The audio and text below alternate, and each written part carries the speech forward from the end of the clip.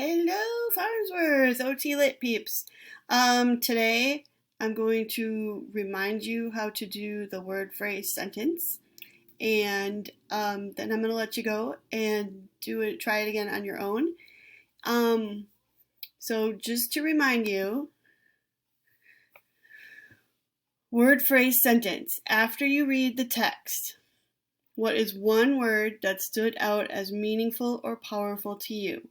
What is one phrase that moved you or made you think? And what is one sentence that you thought summarized the meaning of the text? Let's go. So we started with criminy. I don't know if you guys can see my face or not. I did it so you don't, but whatever. We started off with meeting Caitlin, and then last week we met Martin. And I am just going to continue with Martin because this is when he reads the letter from Caitlin. And then you guys are going to read about Martin's family today. So that's the plan. Here we go. I'm going to start with everyone in group 1. Everyone in group 1 got a letter from America, but then Miss Jirai ran out, leaving the last 4 groups with nothing.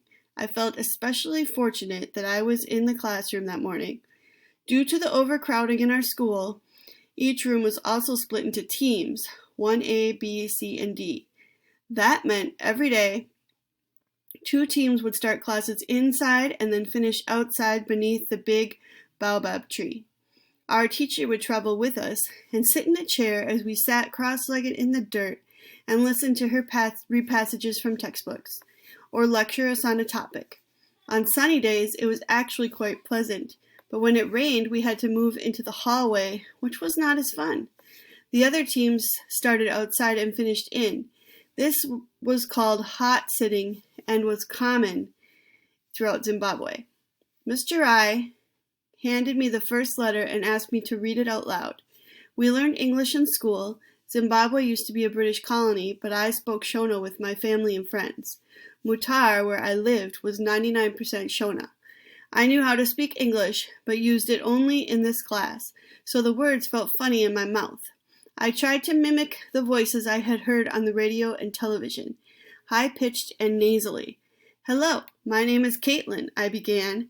It was such a strange name that everyone laughed. I had never heard of Pennsylvania and had a difficult time pronouncing it. But then I got to the part where she listed the sports she played and smiled.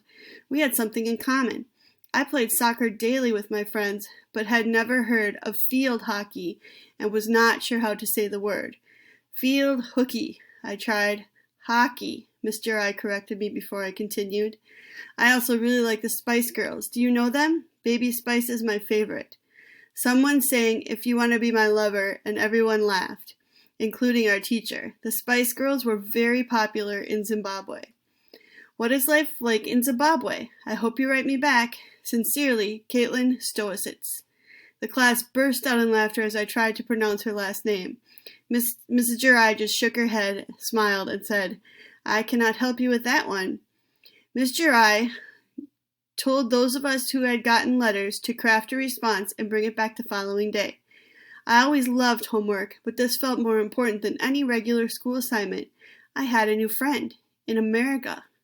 That afternoon, I walked home with a bunch of other kids who lived near me in Chisamba Singles. It was a housing development built in the 1960s as a place for men from the rural areas to stay during the week while they worked in different factories on the outskirts of Mutare, the 3rd largest city in Zimbabwe.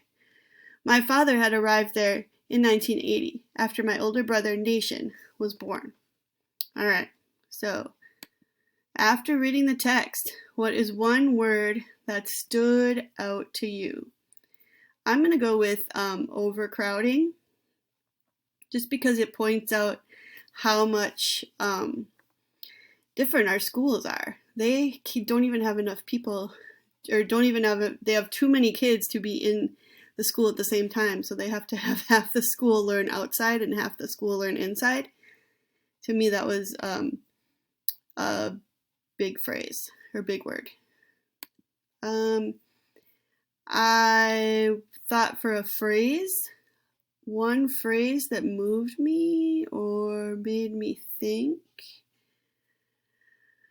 I don't know, let me look.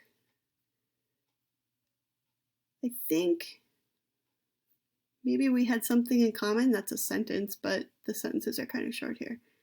So they do have things in common even though they're so different,